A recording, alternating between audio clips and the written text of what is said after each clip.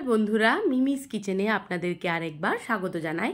আজ আমি আপনাদেরকে তিলোত্তমা ভিন্ডি বানিয়ে দেখাবো। এর জন্য ভিন্ডি, পেঁয়াজ, টমেটো আর লাগবে তিল। তিলোত্তমা এই জন্যে, যেহেতু তিল দিয়ে আমি রান্নাটা করছি, তাই রান্নাটার নাম আমি তিলোত্তমা ভিন্ডি দিয়েছি। এরপর আমি তিল আর কাঁচা লঙ্কার একটা মিহি পেস্ট আমি বানিয়ে নেব। কড়াই যথারীতি বসিয়ে দিয়েছি। এবার কড়াইয়ের মধ্যে দিয়ে দেবো অল্প পরিমাণে সাদা তেল। তেলটা গরম হয়ে গেলে ভিন্ডিটা আমি একটু ভেজে নেব, কারণ ভিন্ডিটা একটু লাল লাল করে, মানে একটু ভেজে নিলে বেশ শক্ত ব্যাপারটা থেকে যায়। তো তাই জন্যে আগে একটু ভিন্ডিটাকে আমি ভালো করে ভেজে নেব। শুধুই ভাজবো, কোনো নুন হলুদ কিছু দেব না, হালকা ভেজে তুলে নেব। তিলের প্রচুর গুণ আছে, তিলে প্রচুর ক্যালসিয়াম আছে, তার সাথে চোখের জন্যও তিল ভীষণ উপকারী। এবার দেখায় আপনাদেরকে, পেস্টটা দেখুন কেমন মিহিভাবে হয়ে গেছে। এবার ভিন্ডিটা ভালো বেশ হালকা করে ভেজে নিয়েছি। এবার এটাকে আমি তুলে নেব।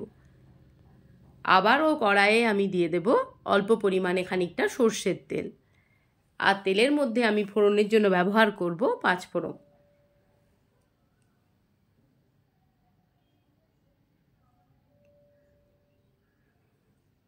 এই সময় নতুন নতুন সবজি, মানে পটল, ভিন্ডি, ঝিঙে, এগুলো বেশ ভালোই লাগে খেতে। কচি কচি ভিন্ডির ঝাল বলুন, পোস্ত বলুন, বা এইভাবে তিল দিয়ে বানিয়ে খেয়ে দেখবেন, এটাও খেতে খুব ভালো হয়। এরপর খানিক কটা চেরা কাঁচা লঙ্কা আমি দিয়ে দিলাম। কাঁচা লঙ্কার গন্ধটা বেরিয়ে গেলে আমি দিয়ে দিলাম কুচিয়ে রাখা পেঁয়াজ। আমি এখানে অল্প পরিমাণে একটা মাঝারি সাইজের পেঁয়াজ আমি কেটেছি, সেটাই আমি দিয়েছি এখানে। হালকা করে ভেজে নেব। তারপর আমি দিয়ে দেব টমেটোটা, একটা ছোট মাপের টমেটো 4 টুকরো করে দিয়ে দিয়েছি। ভিন্ডির পরিমাণ অনুযায়ী আপনারা কম বেশি করবেন, অসুবিধা নেই।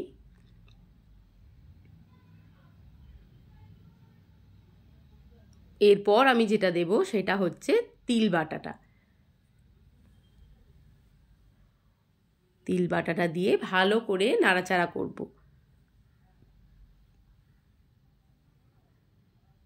এরপর যেটা দেব সেটা হচ্ছে ভেজে রাখা ভিন্ডিটা।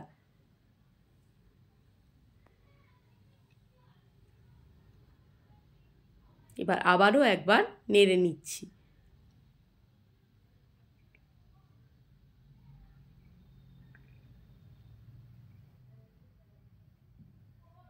এরপর দিয়ে দেব অল্প পরিমাণে হলুদ, পরিমাণ মতো নুন, আর অল্প পরিমাণে মিষ্টি, যথারীতি স্বাদের ঠিকঠাক ব্যালেন্সের জন্য। এগুলো তো আমরা দিয়েই থাকি। এবার দিয়ে দিলাম বাটিটা, মিক্সারের যে বাটিটা ছিল ওটাতে ধুয়ে যেটুকু তিল বাটা লেগেছিল সেটা ধুয়ে ওর মধ্যে আমি দিয়ে দিলাম। আমরা গৃহিণীরা কোনোটাই ফেলতে চট করে চাই না, যতটুকু কাজে লাগানো যায় সেটুকুই চেষ্টা করি, সবাই এটা করেই থাকি আমরা। এবার আমি জল দিয়ে দিলাম।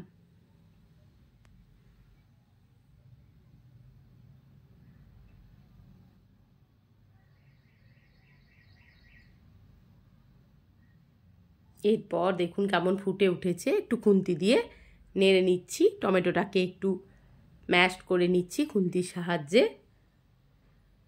এটা খেতে না অসাধারণ লাগে, আপনারা অবশ্যই বানিয়ে খাবেন, দেখবেন খুব ভালো লাগবে। গরম ভাতে শুকনো শুকনো এরকম তিলোত্তমা ভিন্ডি খুব ভালো লাগে।